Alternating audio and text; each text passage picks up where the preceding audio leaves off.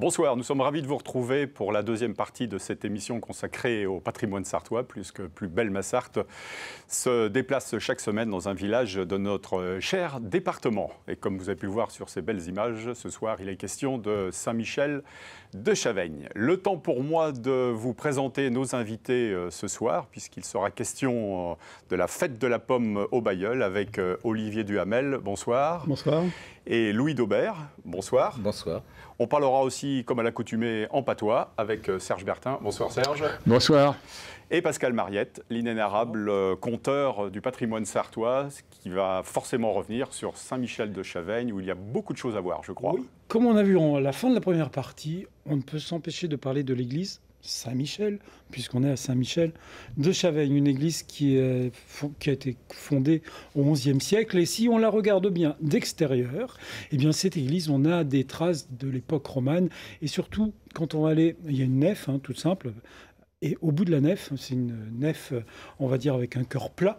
Et sur ce cœur plat, on a des baies qui ont été bouchées. Et on voit ces ouvertures romanes du XIe siècle. Et donc cette église, en plus, on lui a rajouté un clocher au XVIe siècle qui sert de tour. Voilà les deux ouvertures romanes que l'on voit sur, on va pas dire le pignon, mais c'est le chœur, en fin de compte, le chœur plat de l'église, preuve du XIe siècle. Et puis cette église, elle est quand même sur vraiment sur une pente, c'est un peu curieux, donc il y a des murs de soutènement, des très gros contreforts. Et donc voilà, cette église massive, n'hésitez pas d'aller la voir, et surtout, comme on disait dans la première partie, allez voir absolument cette voûte magnifique peinte par deux personnes, qui est Pierre-Honoré Chadaigne, pas Chahaigne, et de Monsieur Dubois, qui était de Chartres, qui ont peint cette voûte entre 1859 et 1861. Chacun pourra aller retrouver son saint. Moi, ma fête, c'est le 17 mai. Eh bien, on va sur la panne fêtière, on regarde le mois et on descend d'un côté ou de l'autre, et on va trouver le mois. Et le 17, on va retrouver Saint Pascal habillé en moine. Et chacun aura... Saint-Serge, c'était il n'y a pas longtemps. C'était hier. Ah oui, eh bien, on doit pouvoir retrouver Saint-Serge sans problème. Voilà. Et c'est unique en France. Et c'est unique en France. Et apparemment, dans le monde, il n'y a que 2 voûtes peintes comme ça. Donc, c'est vraiment exceptionnel. L'église est inscrite au monument historique depuis 1952. Donc, allez voir, c'est vraiment impeccable. C'est ce que je disais tout à l'heure, on pourrait s'amuser à faire un très joli calendrier, je pense mois par mois, avec la représentation de chaque saint, parce que chaque saint est vraiment représenté dans son symbole. Saint Laurent qui est passé sur un grille-pain, eh bien, il est bien avec son grille-pain. Bon, je donne Saint Laurent, mais ça pourrait être quelqu'un d'autre. Saint Serge, je me souviens plus de la torture. Oh, ça ne devait pas être sympa non plus. Non, c'était pas. On se tord un petit peu le cou en regardant la voûte de l'église pour chercher son saint, mais bon, voilà, quand on a un petit peu de temps. Mais surtout qu'il faut rester toujours la tête en l'air, comme ça, en train de regarder où on est. 2 autres châteaux, une église et 2 châteaux. Le premier château, c'est le plus important pour la commune, c'est-à-dire quand on prend la route principale, on va directement, puisque c'est l'allée du château, en fin de compte, la rue principale, et on va vers le château de Lassay, qui est un vieux château qui était fortifié avec des douves, et donc un château entre le 15e qui a été bâti entre le 15e siècle et le 18e siècle. Aujourd'hui, il reste surtout le pavillon central du 18e siècle, où on voit derrière les gens là. Mais surtout, ce château a été occupé par la fameuse artiste qu'on parlait tout à l'heure, Hélène Berthaud, qui est venue finir sa vie ici, dans ce magnifique château. Alors, vous voyez, il y a des dépendances, il y a des tas de choses, puisqu'il y avait une ferme qui accompagnait le château. Et puis, il y a une tour, il reste une tour, et une magnifique chapelle que l'on voit ici. Et puis, il y a un autre château. Alors là, on va faire juste un petit balayage. C'est le château de Saint-Paul, qui est 19e. Alors lui, j'en parle un petit peu parce que c'est vraiment le petit château qui s'est construit sur les terres du château de Lassay, d'ailleurs. Et simplement qu'aujourd'hui, c'est un lieu où vous pouvez aller passer des week-ends, puisque c'est un super gîte. Alors, jardin à l'anglaise, très joli parc, et puis une très grande piscine. Voilà. Si vous avez envie de passer un week-end en Sarthe, dans ce château 19e, construit en 1822, on voit la piscine. Donc, n'hésitez pas de y aller. Et puis, je voulais vous parler absolument d'Hélène Berthaud. Vous en avez parlé dans la première partie. Mais d'abord, on va aller au cimetière pour aller voir sa tombe, qui est quand même un monument, qui est vraiment quelque chose juste derrière le calvaire, là, à gauche. Vous voyez, on zoome un petit peu et on y arrive. Donc, Hélène Berthaud, qui s'appelait au départ Joséphine Charlotte Hélène Pilate. Elle a épousé Monsieur Léon Berthaud, donc elle est devenue Madame Berthaud. En tant que sculptrice, au départ, on disait Madame Léon Berthaud, on ne prononçait même pas son prénom. Donc elle a choisi son prénom d'artiste qui était Hélène, son troisième prénom. Et voilà, alors là, c'est une des sculptures qu'elle a faites, mais c'est sa dernière... Enfin, ça tombe. Et vous voyez les palmiers, enfin vraiment, il y a une recherche un petit peu orientaliste avec des écrits. Vraiment, c'est une tombe monumentale, c'est une des plus belles tombes, certainement, du département. Donc je vous conseille d'aller dans le cimetière voir sa tombe parce que vous allez pouvoir faire plein de cheminements avec Hélène Berthaud. Alors Hélène Berthaud, c'est quand même une personne, je pense que c'était une femme qui était très militante pour les femmes, puisque au départ, vous savez, les sculpteurs, c'était que les mecs. Les femmes n'avaient pas trop droit. Donc elle a monté à Paris, elle a beaucoup travaillé. Elle a même monté des ateliers de dessin et de modelage pour les femmes. Le premier, c'était pas n'importe où, c'était boulevard Saint-Honoré, puis après avenue de Villiers, où là, elle va former les femmes et les sculpteurs. On dit sculptrice aussi maintenant. On a un peu féminisé le mot. Mais surtout, elle a été médaillée première classe d'or, donc pour recevoir... Elle a reçu ça. Elle a été nommée pour une œuvre qui s'appelle, je crois que c'est celle que l'on voit à l'image, Psyché sous l'Empire du mystère. Et donc, elle a eu vraiment tous les honneurs de l'exposition universelle. Et puis, à la fin de sa vie, elle a été présidente très longtemps de l'Union des femmes, donc peintre et sculpteur, jusqu'en 1894. Vraiment, c'est quelqu'un qui s'est battu pour que les femmes aient accès à la gratuité aussi et à la formation de l'École des Beaux-Arts de Paris, et pour qu'ils puissent accéder aussi au prix de Rome, parce qu'avant, c'était un petit peu... Donc là, c'est une sculpture qu'on vient de voir, elle est dans l'église. C'est la seule œuvre vraiment que l'on connaisse. Voilà, on voit, elle est dans l'église, elle est de 1897, de Madame Berthaud, d'Hélène Berthaud. Vraiment, quand vous allez dans l'église, allez voir aussi ce monument. Et puis après, comme vous me disiez en première, faites une balade dans le bourg, parce que là, le bourg, c'est un véritable musée. Et tout le long, vous allez voir plein de sculptures, des choses étonnantes. Moi, j'adore la vache à deux têtes. Il y a plein de choses. Il y a un dragon aussi. Il y a un très grand dragon à l'entrée d'une ferme qui est superbe, dans l'allée centrale qui mène au château de la Sée, d'ailleurs. Et puis, plein d'autres sculptures aussi originales les unes que les autres, qui sont le long de cette voie. Vraiment, on a l'impression d'être dans un village musée. Bon, merci Pascal. Pour pimenter tout cela, on passe à l'énigme de Pascal, justement. Alors, pour l'énigme, je vous propose la question suivante. Sur l'espace vert situé derrière l'église, il y a des arbres qui sont taillés d'une certaine façon. Ils sont taillés en épi, ce A, en B, parasol, ou en C, en rideau. Bon, on dit en épi, en parasol ou en rideau. Eh ouais, vous avez 10 secondes, allez, chez vous pour alors, en épi, ça réfléchir. Peut être comme, sur ma tête. Épi, parasol, rideau. Les amis, Serge. Moi, j'avoue que j'ai pas triché. Je ne sais pas du tout. Au pif, un rideau, mais...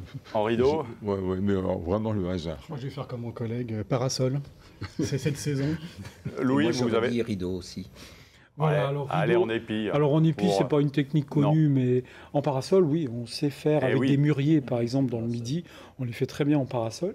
Et là, c'est assez rare comme technique. Au Mans, on est revenu sur certaines avenues avec des tailles en rideau. En rideau, tout simplement, les arbres, on fait de très faible largeur, de façon qu'ils se relient eux-mêmes, ce qui fait de très beaux espaces canalisés. Et surtout, le long des avenues, au Mans, c'est l'avenue Anatole France ou l'avenue qui mène à Rebillard, qui mène à l'hôpital. Aujourd'hui, la ville les taille en rideau pour éviter que les branches aillent trop près des fenêtres. Et puis, ça permet aussi de donner un caractère un petit peu 19e aussi de ces artères. Dans les châteaux, c'était très courant. Ok, merci beaucoup Pascal. Merci. Justement, le rideau est tombé sur Faites lire, mon cher Serge. Oui, effectivement. Avec un salon du livre bien fréquenté, notamment par les Poitevasans. On a eu une quantité impressionnante de questions qui nous ont été posées, des visiteurs très nombreux, en particulier autour de la dernière publication, c'est-à-dire là, c'est la fête. Hein. Je vous garantis que ça a été la fête, effectivement, et le livre plaît beaucoup. Bon, vous avez vu des gens d'horizons différents, toute la Sarthe. Complètement. Et notamment des gens qui vous ont peut-être inspiré ce soir une petite histoire d'un village sartois, paraît-il. Pas sur un village sartois, mais qui m'ont inspiré, oui, d'une certaine manière.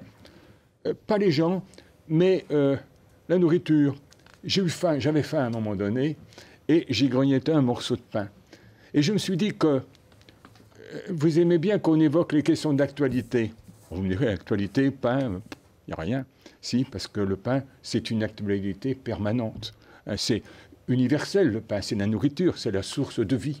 Et je voudrais vous rapporter une anecdote, une impression qui m'avait rudement marqué lorsque j'ai vu l'occasion, voilà, c'était en 1970, je crois, on avait visité Pompéi.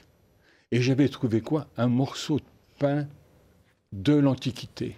Où il n'était pas beau, hein, il était tout noir. Oui, sans doute. Il y a eu de la fumée, sans doute. Hein, mais, et je m'étais dit un morceau de pain. Eh bien là, je voudrais vous montrer, moi, ça ne vient pas de l'Antiquité, mais un morceau de pain, il est beau, hein? Eh bien, il date de 1988.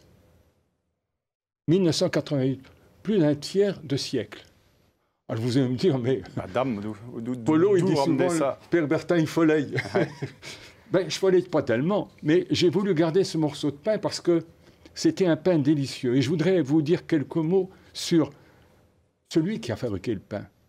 Allons-y. Et qui, en 1988, a fermé boutique. C'était le 1er juillet 88, c'était à Ligron. Et j'aimerais vous parler de la boulangerie de Ligron, tout simplement. Vous le voyez, pain éternel, pain continuellement d'actualité. Alors, c'était l'homme qui le faisait, ce pain s'appelait William Gevrez. Son père s'appelait William Gevrez. Et après la Première Guerre mondiale, il avait été combattant et il s'était installé comme boulanger à Ligron. Et puis le fils, William, avait pris la suite et il avait épousé Germaine Ringer. Et le couple de boulangers a été emblématique de Ligron pendant un certain temps, jusqu'en 1988 donc. La boutique, c'était pas grand-chose, hein. C'était une maison d'habitation, comme faisaient les commerces autrefois, vous savez. Il y avait l'entrée, il y avait du verre, on voyait quand même, mais il n'y avait pas de vitrine. Quand on entrait, ça faisait quoi 10 mètres carrés, la pièce. À gauche, c'était la chambre, à droite, c'était la cuisine, au milieu, c'était la boutique. Et il y avait la boulangère. Là, on la voit sur l'écran. Germaine. La boulangère qui était au fond de cette espèce de petit endroit, avec, vous voyez, tout l'attirail, ce n'est pas une reconstitution, c'est 88, elle est dans le jus. Et puis, eh bien, il y avait derrière le fournil. Et moi, étant gamin, j'ai eu l'occasion d'aider le boulanger, William Gevrez. Voilà, le pain, regardez comme il était beau son pain. Voilà, c'est ça. C'est ça le pain. C'est le pain, hein. Le pain éternel, encore une fois, maintenant on dit que c'est, je sais pas, on apporte le fameux le pain burger et n'importe quoi, la baguette, tout ça, c'est toujours le pain. Et puis c'est pas ton... Et la galette éternelle. La galette, et puis c'est... Et puis, bon. Moi, le gamin, j'étais chargé de fermer ou d'ouvrir les toupas. Vous savez, les toupas, c'est la porte qui ferme. Alors, il mettait ses bourrées. Les bourrées, c'était les fagots. Donc ça, c'est du patois. Ah ben oui, comme voilà, ça, on en profite pour apprendre quelques mots en patois. Hein, c'est normal, il y a une démarche pédagogique. Eh bien donc, il était en train de... Il faisait brûler. C'était un cérémonial quand il fallait mettre le feu au bourré. Puis quand ça avait bien brûlé, il ramassait avec la raclette. Et puis il passait l'anneau. L'anneau, c'était une espèce de grande serpillière au bout d'un emmanché à une perche. Il passait tout ça, l'anneau mouillé. Et puis après, on mettait le pain. Il enfournait le pain. Puis moi, j'ouvrais. Il faisait... Alors il avait fait son petit truc entre les lèvres. Là. Il faisait signe, je le fais. Hop, c'est le moment. C'est comme ça que, ma foi, ça a fonctionné. Et le pain du père Gevrez était réputé, on venait de Saint-Jean-de-la-Motte pour acheter le pain du père. Et les brioches. Les brioches individuelles, elles étaient grosses comme mes deux poings réunis. Et puis, ce qui était particulier chez le père Gevrez, dans sa boutique, c'est qu'il y avait, dans la boutique, du pain, c'est vrai, mais il y avait aussi, quoi donc? Eh bien, il y avait des coches. Ça vous dit quelque chose, les coches? Les voilà, les coches. Elles étaient toutes accrochées au mur, comme ça. Ça faisait tout le tour. Ah, vous n'avez peut-être jamais vu des coches, en réalité. Non, Oh, je me doutais. Allez, non, voilà les coches. Tiens, voilà. Ah, sacré bon Dieu. Alors ça, c'était des coches pour vous quoi les faire rendez, hein, parce que c'est... Alors, vous voyez, ces coches, c'était... Là, par exemple, c'était la coche à Davoine, à Bélouze, le père Davoine. Vous avez tous le nom. Elles étaient accrochées. Vous me direz à quoi elles servaient. Eh bien, celui qui venait acheter son pain, il n'avait pas d'argent forcément. Eh oui. Qu'est-ce qu'il avait? Eh bien, il avait l'autre bout de la coche. Voilà l'autre bout. Ah, d'accord. Et alors? Waouh, quel magicien. Oh, il y a un peu de ça, Serge. oui. Moi, je me suis entraîné. Quel artiste. J'ai mis 15 jours pour faire ça. Donc, il suffisait d'assembler. On D'accord. donnait ensuite une encoche. Eh oui. On Pour le faisait coup. une encoche. Et puis après, il suffisait quand la coche était finie, on comptait le nombre d'encoches qu'il y avait eu, puis on réglait le super. problème. C'est l'ancêtre, en quelque sorte, de quoi? C'est l'ancêtre de la carte bleue. On n'a rien inventé. C'est Bah la ouais. version ronde de l'ardoise, en fait. Mais oui. Mais la version ronde de l'ardoise avec impossibilité de contester. De tricher. En revanche, on était vraiment au contact, là, pour le coup. Et ça, c'était Voilà. du noisetier. Le sans contact, c'est de la rigolade aujourd'hui. Oui, ça, On c'est- était déjà là dans les... Vous voyez, comme quoi, j'avais commencé en disant, par un paradoxe, ce qui est Eh oui. moderne, c'est permanent, c'est le pain. Et bien maintenant, soyez moderne, utilisez la coche. Bon, merci Serge. Bravo, merci, on aura appris quelque chose, enfin, me concernant du moins. Et puis j'espère que vous aussi, de l'autre côté du petit écran, vous aurez profité du savoir-faire et du faire savoir de notre ami Serge. Merci Serge, et puis à bientôt. À bientôt. Eh bien, on en profite pour compléter cet aspect patrimonial, c'est la question du jour.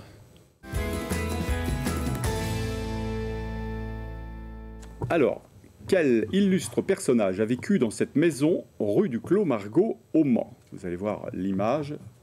Voilà, facile, me diront certains. Je ne sais pas si nos amis... bon, vous avez quelques secondes, hein. Bon. Nos amis du Bailleul, Moi, je dirais Antoine de Saint-Exupéry, non? Antoine de Saint-Exupéry.